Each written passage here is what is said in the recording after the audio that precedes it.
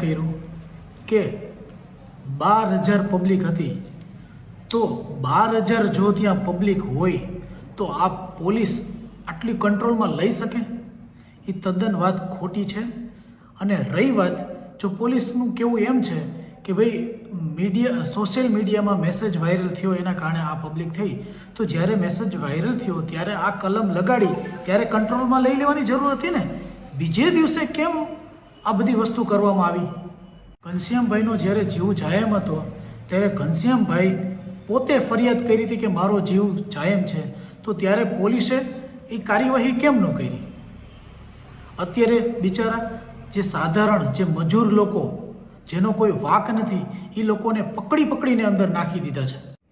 પોલીસને જો કાયદેસરની કાર્યવાહી જ કરવી હોય છે તો જ્યારે ઘનશ્યામભાઈએ નિવેદન આપ્યું હતું કે 7 જણા લોકોએ મારી ઉપર હુમલો કર્યો, તો તમે 103ની કલમ કેમ ઉમેરો છો?